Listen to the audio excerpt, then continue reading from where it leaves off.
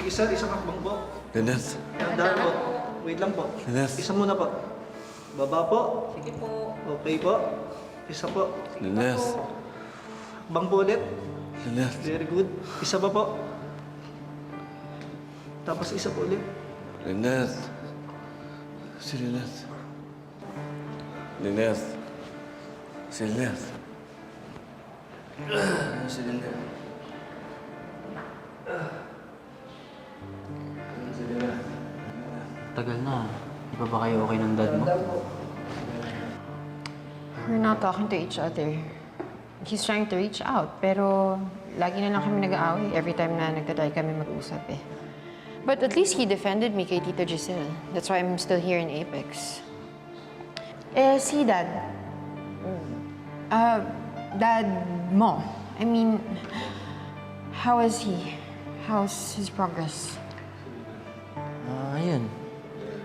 Improving naman yung injuries niya. Pero, tulala pa din.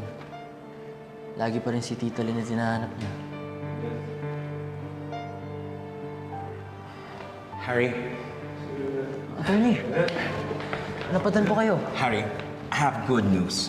Na-finalize na ang pag-urong ni Miss Lynette Santos sa kaso niya kay Dr. Benitez. Your dad is a free man now. Pwede niyo na siyang dalhin sa isang mental institution for his psychiatric treatment. Talaga po? Yes. Ako maraming salamat po. Thank you so much.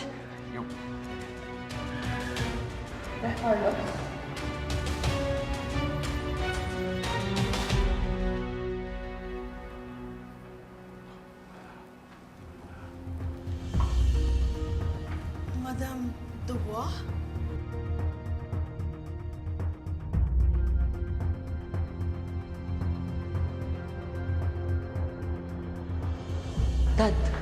Dad, narinig niyo po yun. Dad, narinig niyo po yun. Dadalhin na daw po kayo sa isang psychiatric facility. Doon na daw po kayo magpapagaling. Talaga?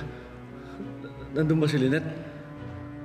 Wala po, Dad. Pero andun po ako. Magpapagamot po tayo doon at doon po kayo gagaling. Hindi po kita papabayaan. Ako po bahala sa'yo. Hindi! Hindi ko sama! Dad, Sabi na samahan niya ako doon! Pero Dad, gagaling ka po doon. Kasama niyo po ako. Ayoko sa inyo! Gusto ko si Lynette!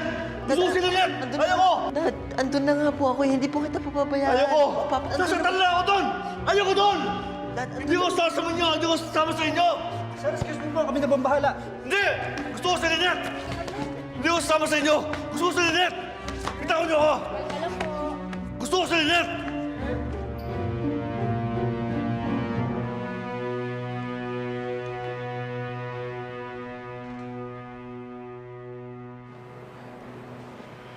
dapat masaya ako dahil technically, hindi na siya kriminal. Kaya lang, dadalhin din naman siya sa mental facility.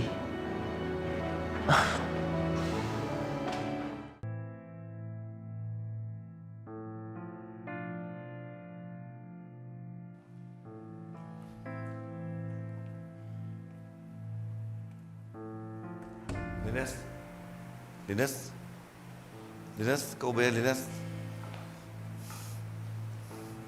Lynette?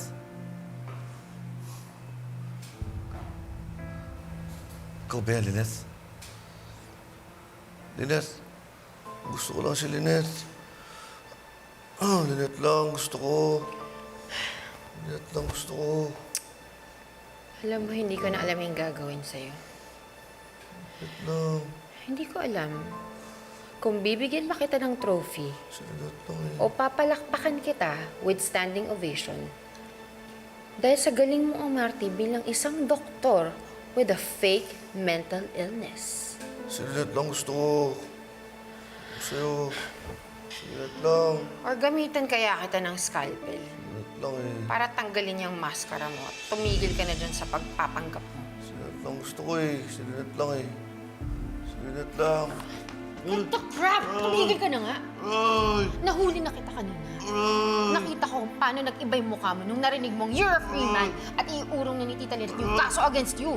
Kaya tumigil ka na dyan! Si Lynette lang eh. Itigil mo na yan! Diyan! Ayoko sa'yo. Tumuyo ka sa akin. Ayoko sa akin. Ayoko sa'yo. Umalis ka dito. Tumigil Umalis ka ka? dito. Ayoko ko. Gusto mo ng award? Ha? Gusto mo ng Best Actor Award? Alis ka dito. Tumigil ka na, hindi ka baliw! Umamin ka na! Tumigil ka na! Yan! Sumbong kita kay Lynette. Ay, sige, magsumbo ka. Sumbong kita kay Magsumbo ka, Lynette. walang maniniwala Sumbong sa'yo. ako eh. Dahil hindi ka baliw. Umamin ka na! Umamin ka na! Sumbong kita kay Lynette. Umamin ka na! Aray! Sumbong kita kay Lynette. Tumigil ka na! Umamin ka na! Ano ba?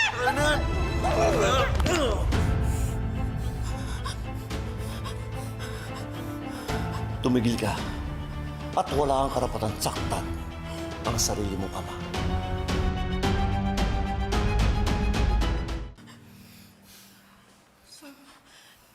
Hindi ka talaga baliw. Tama nga ako. Hindi ka baliw.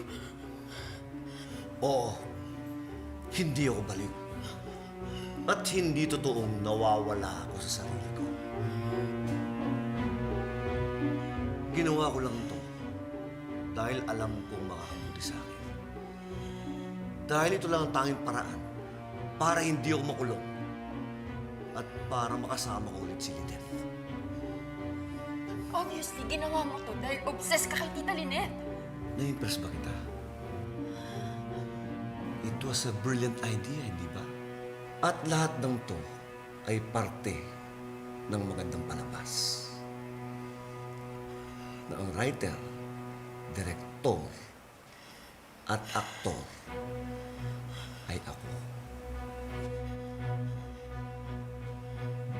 Kaya sumang-ayon lahat sa plano ko. Teka nga, pare. Tumigil ka nga. Para kang baliw magsalita eh. Baliw! Tama ka, pare. Baliw! Anong ibig mo sabihin? Pare, may naging pasyente ko dati at napatay niya yung kaibigan niya. Pero hindi siya nakulong dahil sa insanity plea. Ano? Magpapakabaliw ka? Para hindi ka makulong? Oo, pare. Di baling makulong sa ospital. Huwag lang sa kulungan. Mabuti na lang, binigyan ako ng idea ng kaibigan ko na magbabaliw-baliwan ako. Dahil kapag baliw ka, hindi ka makukulong. At least sa mental lang ang bagsak ko. Hindi sa kulungan. At kailangan ko lang mapaniwala lahat na baliw ako. At ang pinaka-importanting mapaniwala ako dapat, si Lynette.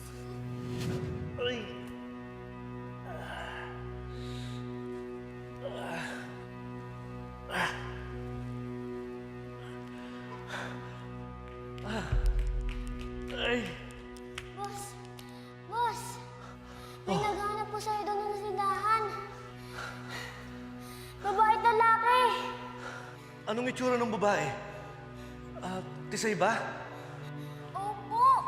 Sobrang puti at nakakasilaw. At meron po siyang kasamang pulis.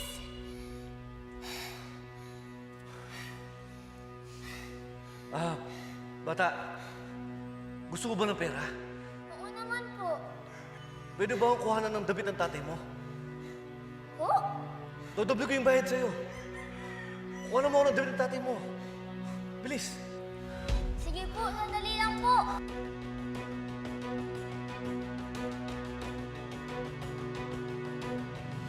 At hindi nga ako nagkamali. Nakuha ko ang loob ni Lynette. At si Hal, hindi nahihirapan i-convince na iurong ang kaso ko. Akala ko may hirapan ako eh, na makakuha ng insanity plea. Pero hindi na pala kailangan dahil wala na akong kaso. Kaya thanks to my son, to my wife, and to my brilliant acting. Si Lynette. Gusto ko lang si Lynette. Si Lynette eh. Ganda yun si Lynette eh. Ganda si Lynette oh. O, di ba ang galing ko? Ano si Lynette dito eh? Lynette, ano mo si Lynette dito? Samahan ako ni Lynette dito eh. Lynette, sabi niya samahan niya ako dito eh.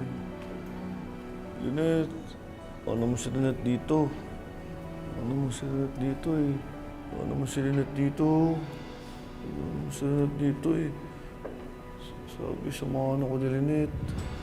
Wala si Lynette dito eh. Wala si Lynette dito. Hi. Wala si Lynette dito. Remember me? Wala si Lynette dito. Hindi naman ikaw si Lynette eh. Hindi naman ikaw si Lynette. Please. Hindi mo na kailangan umarte pa sa harap ko.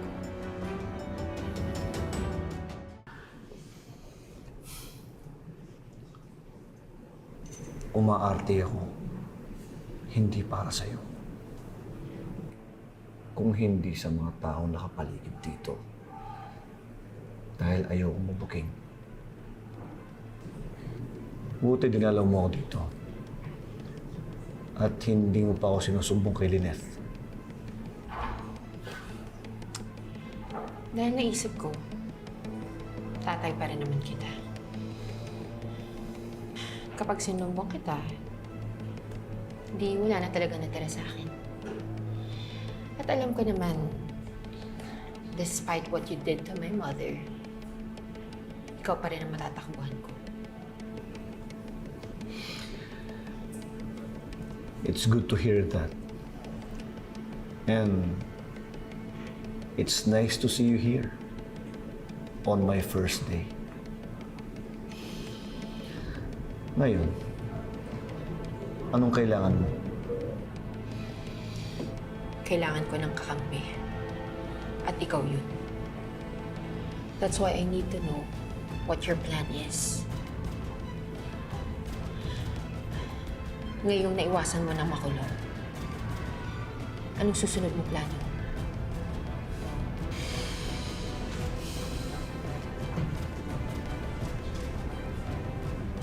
Ang makalabas dito at puntahan si Lynette.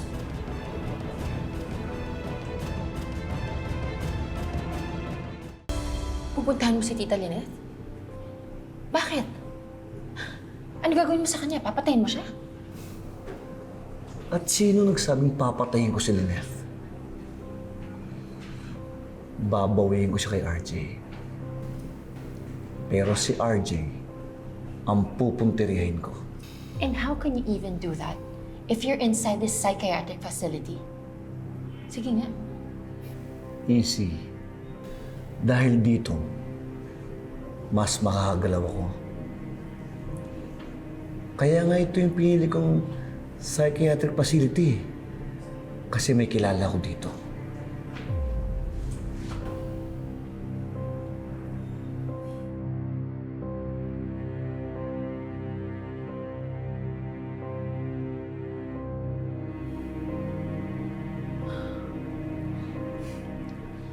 Dito, makakalabas ako kahit anong oras.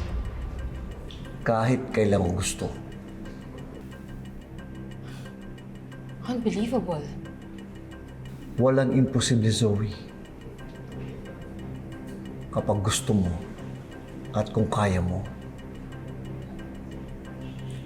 Kaya humanda si RJ sa akin. Dahil babalikan ko siya. Hindi siya pwedeng masaya. Wala na nga si moral sa buhay niya eh. Gusto pa niya makuha si Lynette. Hindi ako papayag. Papatayin ko siya. At buburahin ko siya sa buhay namin ni Lynette. Sisiguraduhin ko na mawawala sa landas namin ni Lynette si RJ. Hindi pwede. Hindi ko hahayaang mangyari yun. At bakit hindi? Well, for the obvious reason that growing up, siya yung kinilala kong tatay. At mahal ko siya. But I am your real father. Ako ang totoong kadugo mo. Kaya dapat akong kinakampihan mo. No! Hindi pwede. Akala ko ba, naghahanap ka ng matatakbuhan mo? Kung ganyan ka, at na kay RJ pa rin loyalty mo, mas mabuti pa umalis ka na at magkanya-kanya na tayo.